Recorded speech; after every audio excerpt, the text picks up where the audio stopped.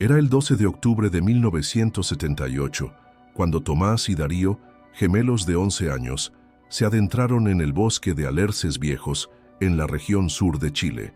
Nunca regresaron. No había rastros de pisadas, ni ropas desgarradas, ni un solo sonido en aquel bosque de troncos centenarios que parecían observar en silencio. Durante días, los gritos de sus padres retumbaron entre los árboles, pero la respuesta fue un eco vacío que devoró cada rastro de vida. 47 años después, un guardabosques patrullando un sendero olvidado se detuvo frente a algo que no debería estar ahí. Lo que encontró reabrió el caso, removió viejas heridas y desenterró miedos que la familia había tratado de enterrar para siempre. ¿Qué pasó realmente esa tarde entre los árboles? ¿Por qué nadie pudo encontrarlos? Cuéntame, ¿tú qué crees que ocurrió?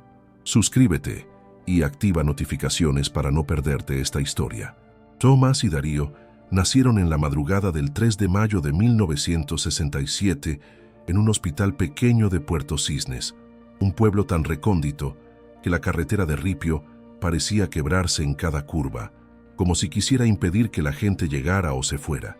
Su madre, Elena, decía que Tomás siempre lloraba primero, mientras Darío en ese mismo instante se quedaba en silencio, observando con unos ojos grises que parecían absorber todo.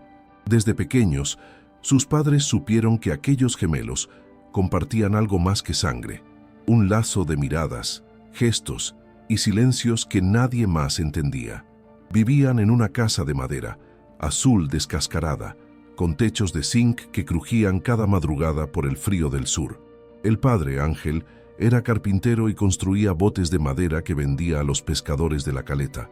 Sus manos estaban siempre llenas de astillas y resina, pero cada noche se sentaba al borde de sus camas, oliendo a madera fresca, contándoles historias de los viejos alerces que miraban desde lo alto del cerro, árboles tan antiguos que existían antes de que naciera cualquier memoria. Los gemelos compartían una cama, cada uno con un extremo de la manta, y se decían buenas noches sin palabras. A veces, Darío despertaba en mitad de la noche y miraba por la ventana, asegurando que veía sombras entre los árboles, como figuras que se asomaban para mirarlos, mientras Tomás murmuraba que soñaba con que se perdían en el bosque y no podían regresar. Elena, con miedo en los ojos, les decía que no hablaran de esas cosas, que el bosque debía respetarse, que era mejor no jugar cerca de él, que había cosas que se llevaban a las personas. Pero la curiosidad de los 11 años era más grande que las advertencias. Los gemelos coleccionaban piedritas de río, atrapaban renacuajos en frascos de vidrio, se trepaban a los sauces para espiar nidos de aves y, sobre todo, se paraban en el límite del bosque de Alerces Viejos con los ojos muy abiertos, observando los troncos gruesos, la penumbra húmeda y ese silencio que, a cierta hora, parecía latir. Ese bosque era un lugar sagrado para algunos, temido para otros. Se decía que había rutas antiguas de pastores que se perdieron y nunca volvieron, y que algunas noches se escuchaban campanas en medio de la espesura sin que existiera iglesia alguna allí. Para Tomás era un lugar de aventuras. Para Darío era un portal a algo que no podía nombrar. La tarde del 10 de octubre de 1978, el pueblo estaba inquieto porque el clima estaba cambiando. Los vientos venían del sur y el aire se sentía pesado, con esa electricidad que antecede a las tormentas. Los gemelos ayudaban a su padre a ordenar maderas en el taller mientras su madre colgaba ropa en un alambre que vibraba con cada ráfaga. Darío, con la camisa abierta, se detenía a mirar el bosque. Dijo en voz baja: «Siento que nos está llamando». Tomás solo sonrió. El día 11 al amanecer salieron a pescar con su padre. El agua estaba fría, pero el cielo estaba despejado, un azul casi irreal que reflejaba las montañas nevadas a lo lejos. Los gemelos rieron, se salpicaron, compitieron por atrapar el pez más grande. Esa noche, mientras cenaban pescado con papas, Tomás le dijo a su madre que quería ir a buscar piñones al bosque para venderlos en la escuela, juntar algo de dinero y comprar una linterna que había visto en la tienda de don Leopoldo. Su madre, nerviosa, dijo que no entraran al bosque, que era mejor esperar. El padre, con una sonrisa, les dijo que si iban, se quedaran cerca del sendero, que no se alejaran. que no siguieran a ningún ruido extraño. La mañana del 12 de octubre, Tomás se levantó antes del amanecer y despertó a Darío con un codazo suave. Le dijo que si querían juntar piñones, debían ir temprano, antes que llegaran los recolectores mayores. Tomás metió una bolsita de tela en el bolsillo, mientras Darío tomaba un cuaderno para anotar cuántos piñones recogían, queriendo controlar hasta el último detalle, como siempre hacía. Salieron de casa con un pan envuelto en un trapo y una botella de agua. Elena, mientras doblaba frazadas, les gritó que no tardaran, que volvieran antes del mediodía. Ellos respondieron con un sí casi cantado y se alejaron caminando, con las manos en los bolsillos, con esa manera idéntica de balancear los hombros. El sendero que llevaba al bosque estaba cubierto de hojas húmedas. A veces, Tomás tomaba una rama y golpeaba los arbustos, mientras Darío se agachaba para recoger hojas grandes, diciendo que las quería para el cuaderno de ciencias. El sol se filtraba en líneas doradas, iluminando partículas de polvo que parecían danzar en el aire.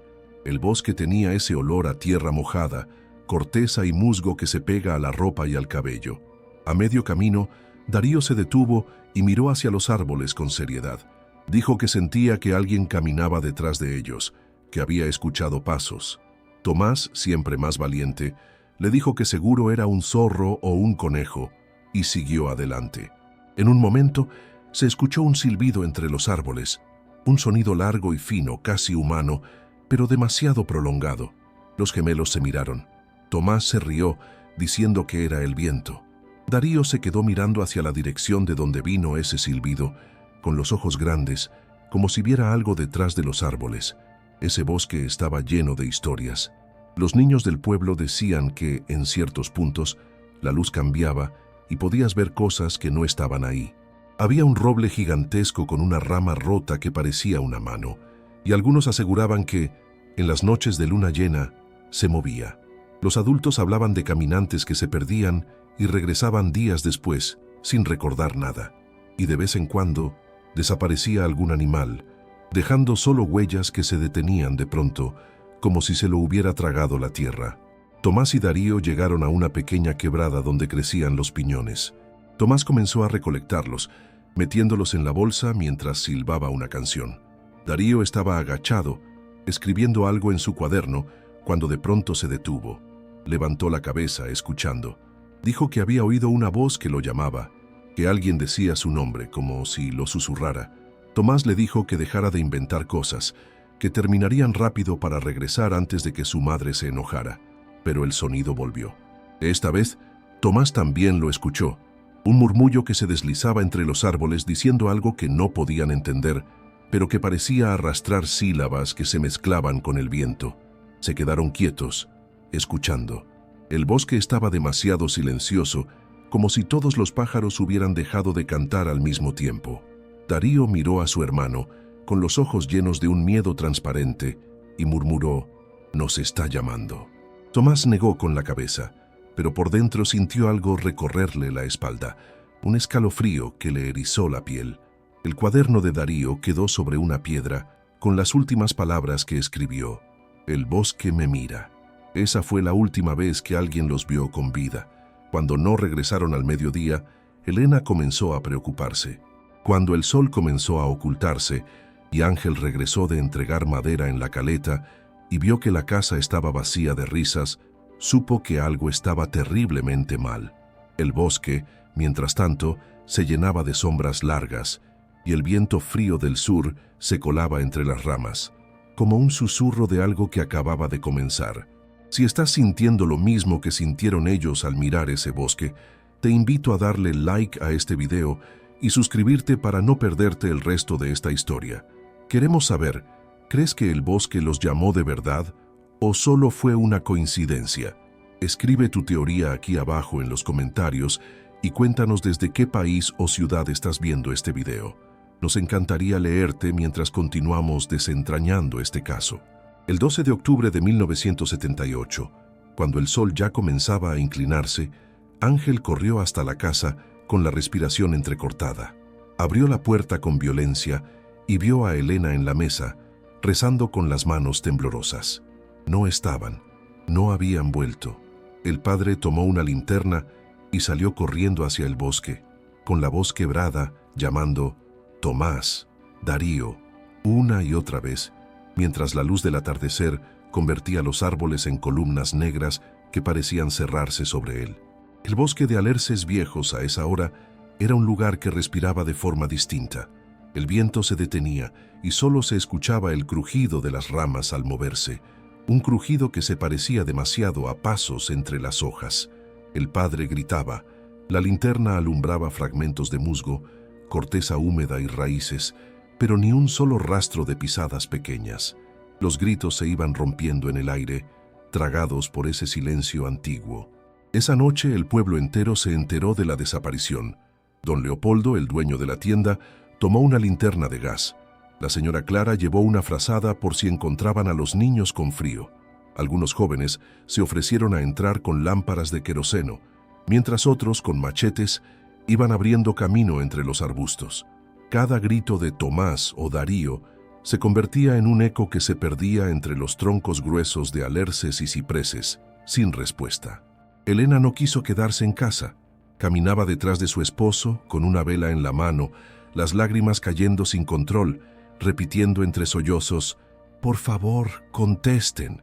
En un momento, juró escuchar una risa de niño a lo lejos, pero cuando corrió hacia esa dirección, solo encontró un claro vacío iluminado por la luna, con las hojas girando en remolinos en el suelo.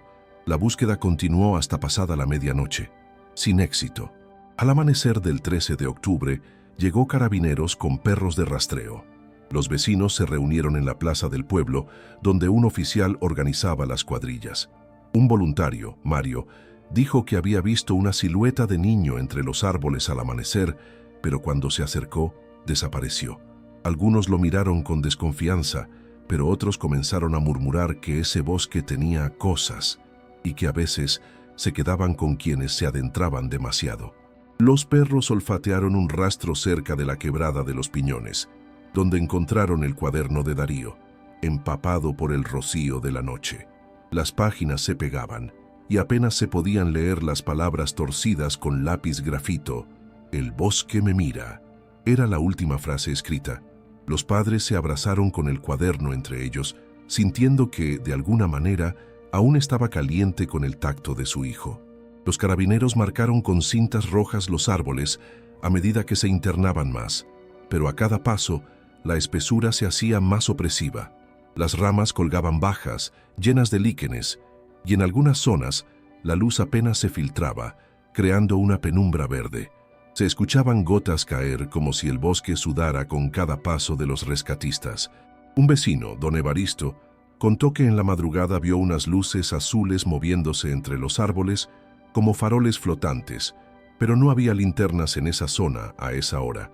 Cuando lo dijo, algunos vecinos hicieron la señal de la cruz. Nadie quería admitirlo en voz alta, pero en cada mirada estaba el miedo de que algo más que un accidente estaba ocurriendo. La familia organizó una búsqueda con voluntarios mientras Carabineros trazaba un perímetro. Se encontraron huellas de pisadas, pero se perdían entre la maleza, como si hubieran desaparecido de golpe. Un par de días después, hallaron una ramita rota con un pedazo de tela enganchado, un retazo de la camisa que Elena había cosido para Tomás, con hilos de color azul claro. El corazón de la madre se rompió al ver esa pequeña prueba de que su hijo había estado allí, tan cerca y tan inalcanzable. Cada día que pasaba, la búsqueda se volvía más desesperada.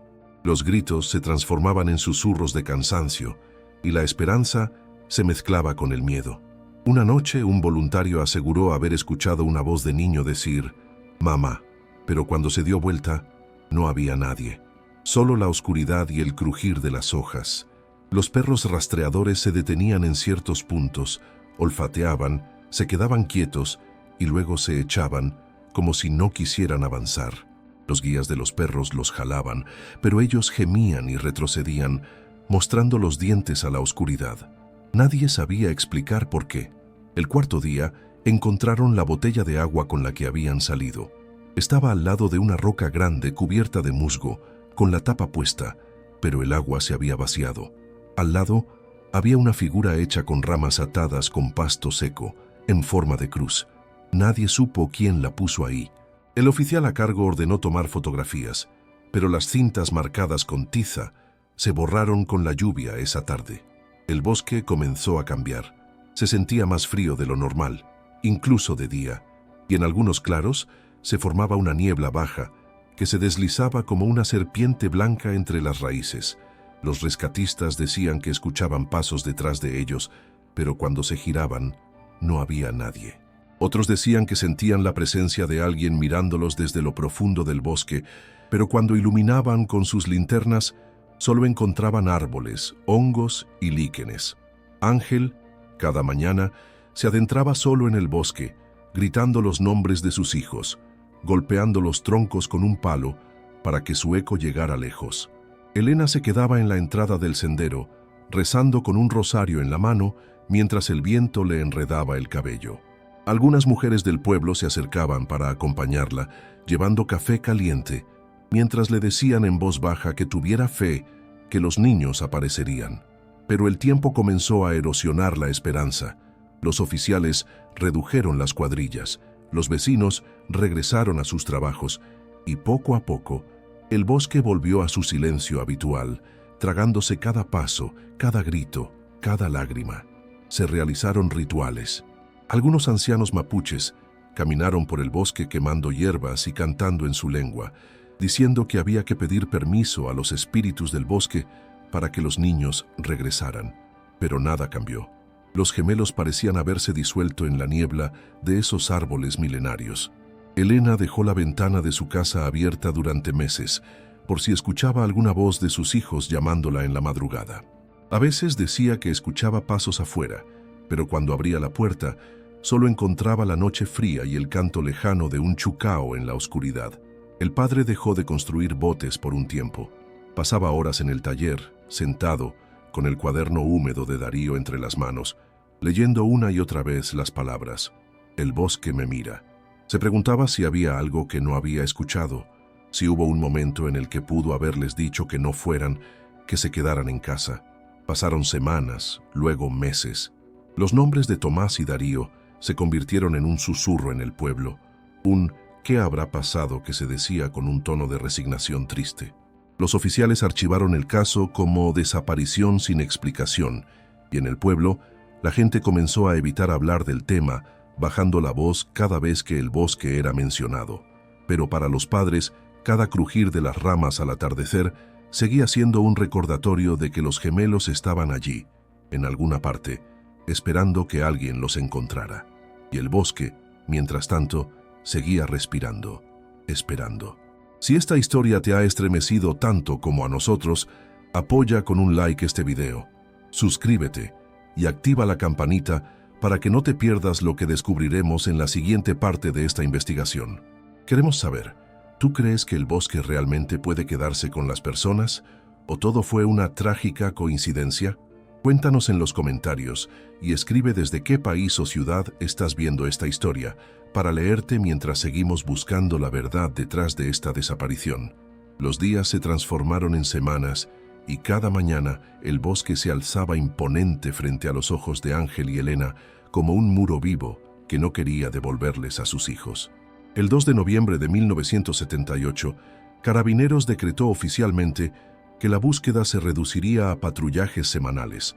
Se hizo lo humanamente posible, dijeron, mientras los vecinos, con la ropa húmeda y los ojos rojos, bajaban las linternas y las frazadas, dejando que el eco de los últimos gritos de Tomás y Darío se diluyera en el aire frío. A pesar de la orden de cerrar la búsqueda oficial, los padres se negaron a detenerse. Cada amanecer, Ángel se colocaba su gorro de lana, tomaba su linterna, una cuerda y un bastón largo, y se adentraba solo por los senderos de hojas mojadas. Cada noche, volvía con la ropa empapada de rocío y con la barba cubierta de tierra y ramitas, mirando al suelo sin decir palabra. Elena se convirtió en sombra en la casa. Se levantaba a preparar café y guardaba un par de tazas sobre la mesa, como si Tomás y Darío fueran a entrar corriendo en cualquier momento para desayunar. Cada tarde se sentaba en la escalera, mirando hacia el bosque, con el cuaderno de Darío en las manos, repitiendo en un murmullo la frase que su hijo escribió: «El bosque me mira». Con el tiempo, los vecinos empezaron a alejarse del tema. Algunos decían que los niños se habían perdido y que el bosque los había reclamado, como había sucedido con pastores y leñadores años atrás. Otros murmuraban historias de brujería, de luces extrañas, de cantos en la madrugada. Había quienes decían que en ciertas noches de luna podían escucharse risas de niños desde lo profundo, risas que se mezclaban con el ulular de los búhos y el crujido de las ramas. En diciembre de ese mismo año, un grupo de voluntarios decidió ingresar nuevamente al bosque para un último rastreo antes de las lluvias de verano. Entre ellos iba Mario, un joven de 22 años que había sido amigo de la familia y que recordaba haber jugado con los gemelos en el muelle, enseñándoles a lanzar piedras planas para que rebotaran en el agua. Mario estaba convencido de que podían encontrarlos, o al menos hallar algo que explicara lo ocurrido. Aquella mañana, el bosque se presentó más denso que de costumbre. Las ramas parecían entrelazarse en el aire, bloqueando la luz del sol, dejando apenas destellos que iluminaban la tierra húmeda. Mario caminaba con cuidado, marcando con cinta roja cada árbol que pasaba, para no perder el rastro de regreso. De pronto, escuchó un crujido detrás de él. Se giró, esperando ver a uno de los voluntarios, pero no había nadie. El aire estaba inmóvil. Entonces, escuchó un murmullo, algo que sonaba como su nombre, arrastrado por el viento. Mario sintió un escalofrío en la nuca, pero continuó caminando, decidido. Llegó a una pequeña quebrada donde encontró algo que le heló la sangre. Una pequeña piedra con una carita dibujada con tiza, exactamente como las que Tomás y Darío solían dibujar en el muelle. La levantó con manos temblorosas y gritó el nombre de los gemelos, pero el eco se tragó sus palabras. Cuando regresó al pueblo, mostró la piedra a Ángel y Elena, quienes la reconocieron de inmediato. Era una de las piedras que Darío había pintado para protegerlos de los duendes, decía él. Esa piedra renovó las esperanzas de la familia, pero también atrajo la atención de la policía nuevamente. Se organizó otra búsqueda con más voluntarios y un equipo de rescate con perros entrenados. Las cuadrillas se internaron por distintos senderos, marcando árboles, buscando entre raíces, levantando piedras, revisando cuevas y cavidades, pero cada vez que creían encontrar un rastro, este desaparecía sin dejar continuidad. Los perros olfateaban la piedra, caminaban algunos metros con el hocico pegado al suelo, y de pronto se detenían, levantaban la cabeza y gemían sin querer seguir. Era como si una barrera invisible impidiera avanzar más. El oficial a cargo, el subteniente Rivas, anotaba cada hallazgo en su libreta: restos de fogata vieja, restos de tela azul, piedra con dibujo infantil. Sin embargo, no había señales de pisadas recientes, ni cabellos, ni objetos que indicaran hacia dónde se habían dirigido. El bosque, mientras tanto, seguía inmutable. Los días se volvían calurosos, pero allí dentro la humedad persistía. Los voluntarios decían que se sentía una presión en el aire, un silencio tan denso que les hacía doler los oídos, como si cada paso se diera en un espacio suspendido, separado del resto del mundo. Una noche, mientras regresaban de una larga jornada de búsqueda, Mario y otro voluntario, Pedro, escucharon lo que describieron como un llanto de niño, muy tenue, casi como un susurro, proveniente de un claro donde crecían helechos altos. Al acercarse, no había nadie, pero encontraron en el suelo una ramita atada con pasto, formando una figura similar a la que habían hallado meses atrás, como una cruz o un símbolo. Tomaron una fotografía antes de que la niebla comenzara a descender nuevamente. La noticia de estos hallazgos llegó a un canal de radio local, y pronto, curiosos y medios de comunicación comenzaron a llegar al pueblo. Algunos reporteros llegaron con cámaras, buscando entrevistas con la familia, mientras otros se aventuraron a grabar dentro del bosque, pero pronto desistieron por las condiciones, la humedad y la sensación de desorientación que describieron como insoportable. Ángel aceptó hablar con un periodista una tarde, sentado en un tronco frente a su casa. Tenía la mirada cansada, las manos llenas de cicatrices de tanto apartar ramas y espinas durante las búsquedas. Cuando le preguntaron qué pensaba que había pasado con sus hijos, respondió en un susurro. El bosque los tiene, pero yo no me voy a ir de aquí hasta que me los devuelva.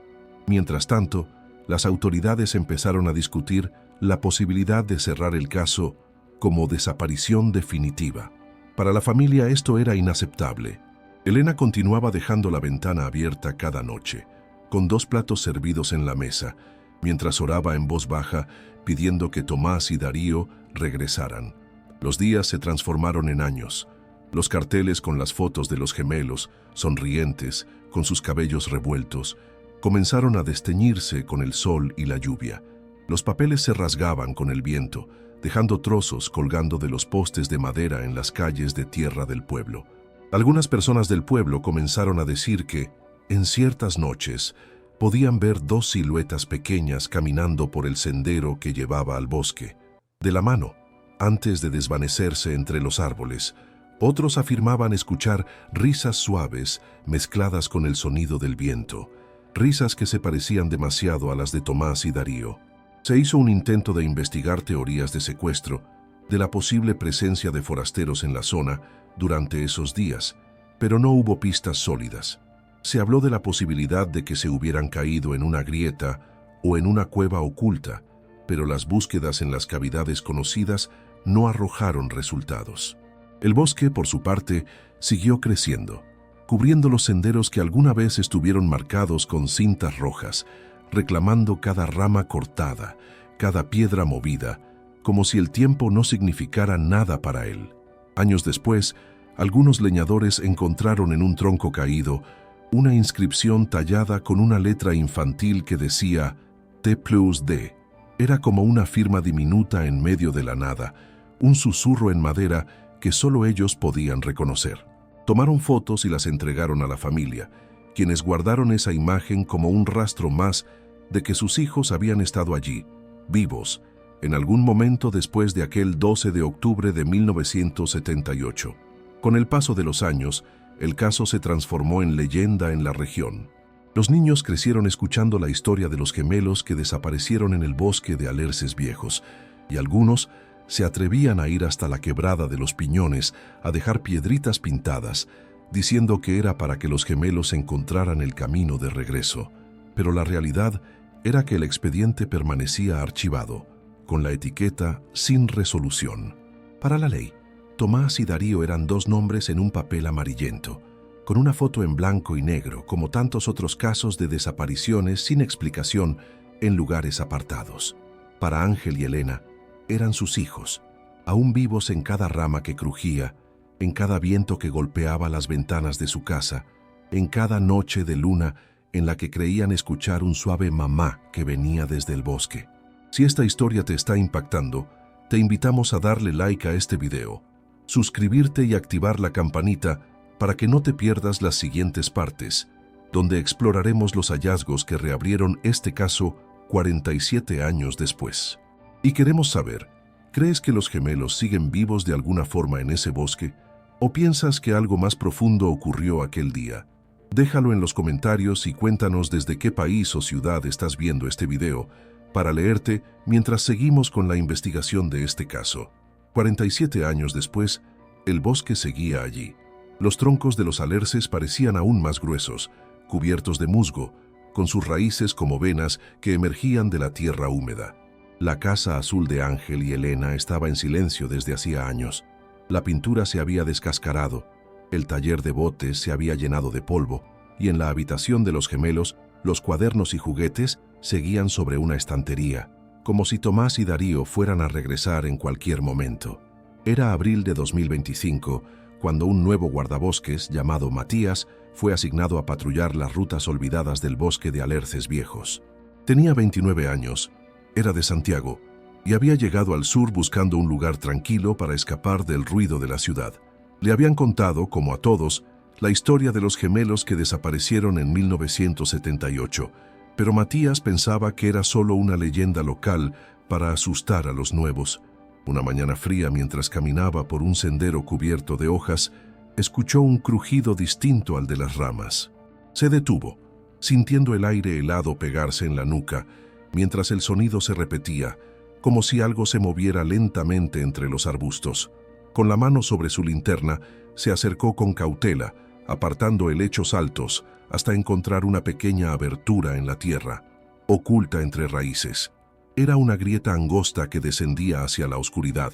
Matías sintió un olor a tierra húmeda, viejo, cargado, como si la grieta respirara.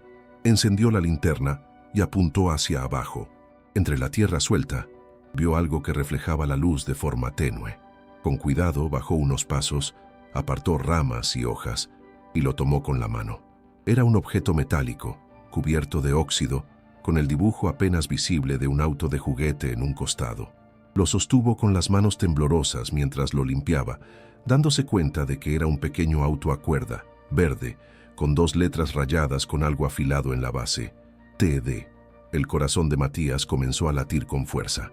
Había escuchado de aquel símbolo, Tomás y Darío. Sabía que si ese auto era real, estaba sosteniendo algo que había permanecido oculto durante casi 5 décadas. Matías decidió regresar al puesto de guardabosques para reportar el hallazgo. Tomó fotos del auto, de la grieta, del lugar exacto y marcó las coordenadas. Aquella tarde, el hallazgo se comunicó a la policía local y pronto la noticia llegó al pueblo. La reapertura del caso se convirtió en un rumor que corrió como fuego entre las calles de tierra. Algunos vecinos se acercaron al cuartel para preguntar si de verdad era cierto, si habían encontrado algo de los gemelos después de tantos años. El auto fue entregado a la policía, quienes confirmaron que se trataba de un modelo fabricado en los años 70, y la familia confirmó que Darío tenía un auto a cuerdas similar que solía llevar en el bolsillo cuando salían a caminar. El caso, archivado en un mueble polvoriento, se reabrió con la etiqueta «Nuevas evidencias encontradas». Con la reapertura, llegaron investigadores desde Santiago equipados con drones, cámaras térmicas y detectores de metales. Se trazaron rutas de búsqueda centrándose en el área donde Matías encontró el auto. El bosque se llenó de hombres con chalecos naranjas y cascos, drones que sobrevolaban lentamente, mientras registraban imágenes térmicas en busca de cavidades, restos óseos o indicios de objetos enterrados. La grieta donde se halló el auto era más profunda de lo que parecía. Con herramientas removieron tierra y piedras, expandiendo el área de excavación con cuidado. Al segundo día de trabajo, encontraron un fragmento de tela azul, casi desintegrado, enredado en una raíz. Fue enviado a un laboratorio forense para analizar si correspondía a fibras de la ropa que Tomás llevaba aquel día. El hallazgo reavivó antiguos miedos. Algunos vecinos decían que no era buena idea molestar al bosque, que abrir las entrañas de esa tierra traería consecuencias. Otros, más racionales, creían que por fin se estaba haciendo justicia, que la familia merecía respuestas. En la tercera jornada de excavación, uno de los drones detectó una cavidad más profunda cerca de un árbol antiguo con un tronco ancho, tan grande que 5 hombres debían tomarse de las manos para rodearlo. Los investigadores descendieron con cuerdas y linternas, mientras la tierra se desmoronaba lentamente con cada paso. Dentro de la cavidad, encontraron algo inesperado, una pequeña estructura hecha con ramas secas, formando figuras en espiral y cruzadas, atadas con pasto seco y tiras de corteza. Eran similares a las figuras que se habían encontrado durante las búsquedas en 1978. Al costado, parcialmente enterrado, se halló un cuaderno cubierto de moho y tierra. Lo sacaron con cuidado, colocándolo en una bolsa hermética. Al abrirlo con instrumentos en el laboratorio, las páginas estaban pegadas, pero con luz ultravioleta se podían distinguir algunos trazos con lápiz, dibujos de árboles, figuras de palitos y frases casi ilegibles que parecían escritas con mano infantil. Una de ellas decía: «Nos está mirando otra vez». La noticia de este hallazgo hizo que periodistas de medios nacionales viajaran al pueblo. Las cámaras grababan cada movimiento de los investigadores, cada análisis, cada palabra de los expertos forenses. Algunos habitantes se negaban a hablar, otros contaban historias de las luces azules que se veían en el bosque, y algunos aseguraban que todo aquello era un recordatorio de que ese lugar estaba vivo y que no era un simple bosque. Los análisis forenses preliminares indicaron que el cuaderno era consistente, con materiales usados en la época de los 70, aunque se necesitaban pruebas de carbono y ADN de rastros de piel o cabello atrapados entre las páginas para intentar confirmar si pertenecía a Darío. El pueblo, que había vivido en un letargo de casi 5 décadas, se vio sacudido nuevamente. Los recuerdos de Tomás y Darío llenaron las conversaciones en la panadería, en la plaza, en la escuela.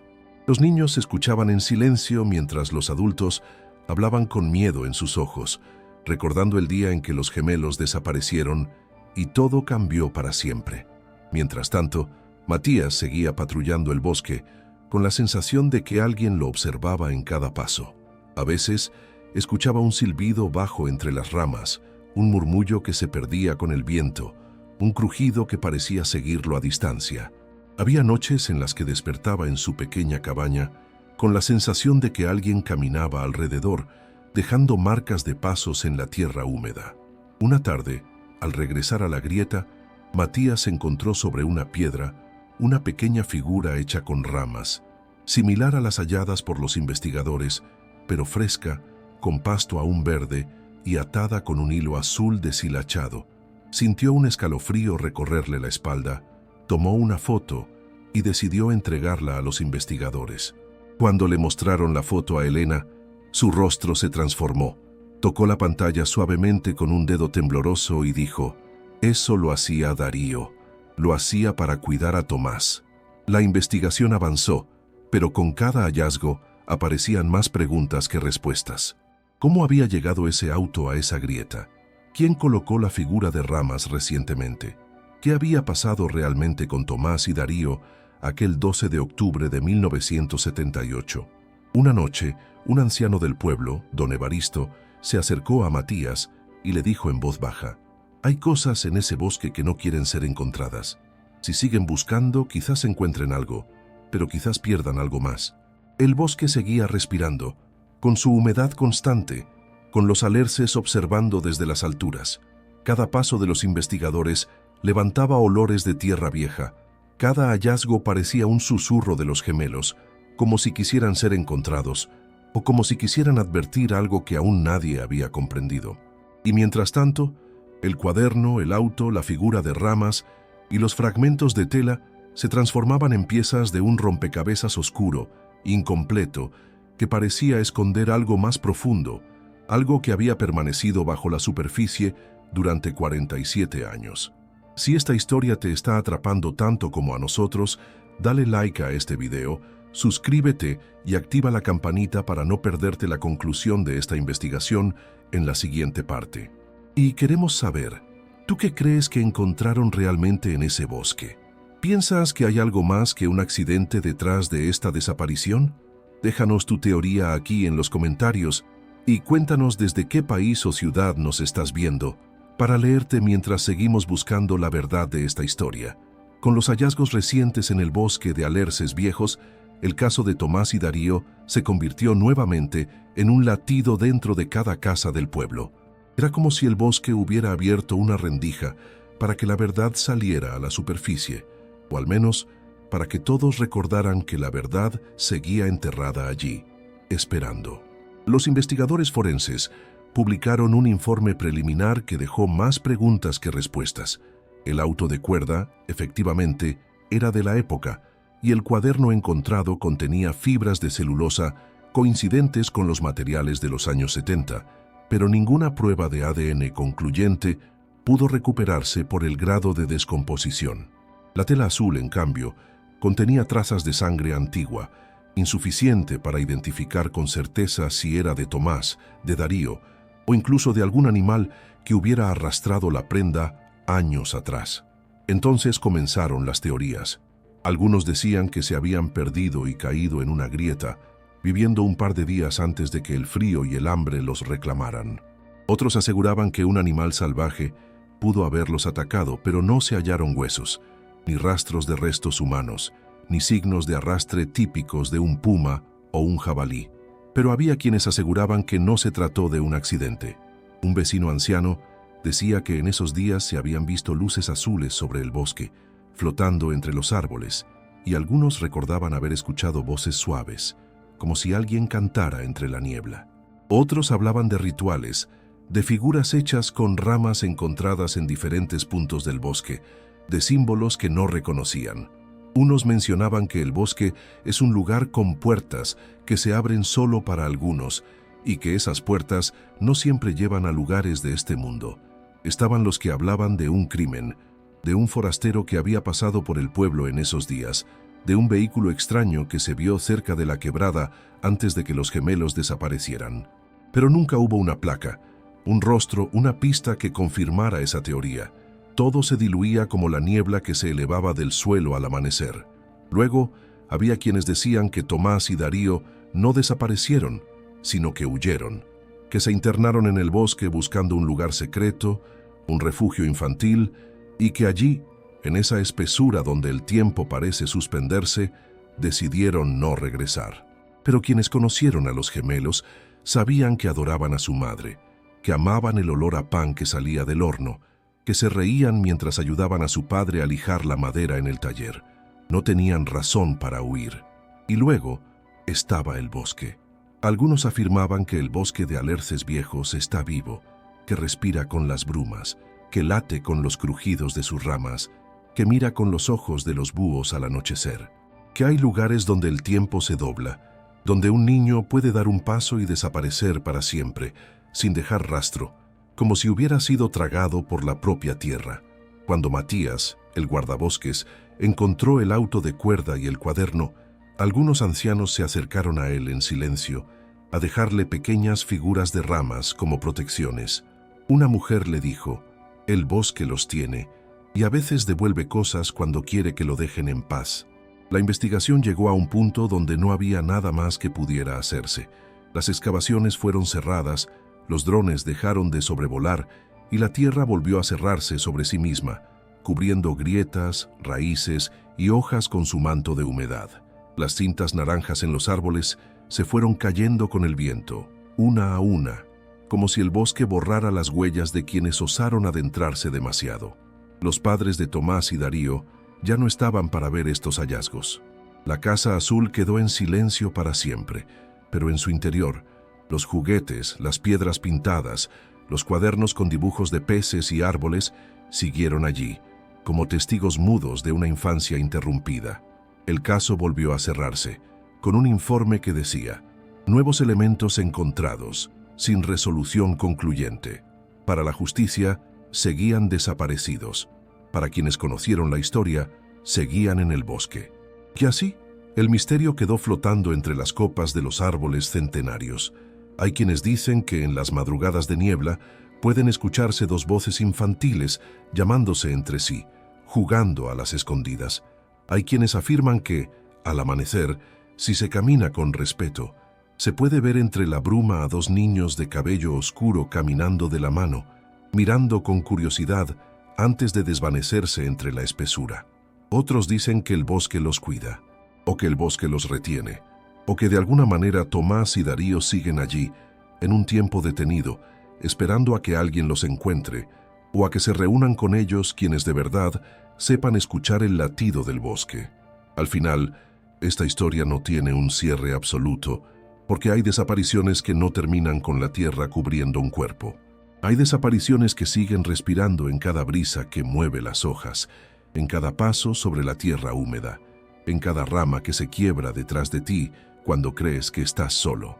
Tomás y Darío, donde sea que estén, siguen siendo los niños que rieron juntos aquella mañana de octubre de 1978, antes de perderse en la espesura, antes de volverse un eco, un murmullo, un misterio que el bosque guarda celosamente. Quizá sea mejor así. Quizá haya cosas que no deban ser resueltas por completo, porque si lo fueran, tal vez el bosque dejaría de latir con esa extraña presencia que quienes han caminado por sus senderos conocen. Y ahora quiero preguntarte a ti que estás viendo este video, ¿qué crees que ocurrió realmente con Tomás y Darío? ¿Qué piensas que hay en ese bosque que hace que tantas personas desaparezcan sin explicación? ¿Crees que el bosque puede retener a quienes lo pisan o que hay algo más detrás de estas desapariciones?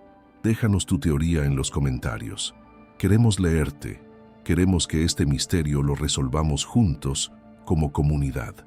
Y si esta historia te ha estremecido tanto como a nosotros, si te ha dejado con un escalofrío y una pregunta en tu mente cada vez que mires un bosque, dale like a este video, comenta con tu opinión, suscríbete al canal y activa las notificaciones para que no te pierdas más historias reales de desapariciones misteriosas que estremecen y dejan huella. Aquí, cada historia cuenta. Aquí cada historia nos recuerda que hay misterios que nos miran desde el otro lado de la niebla, esperando ser contados. Gracias por quedarte hasta el final. Nos vemos en la próxima historia.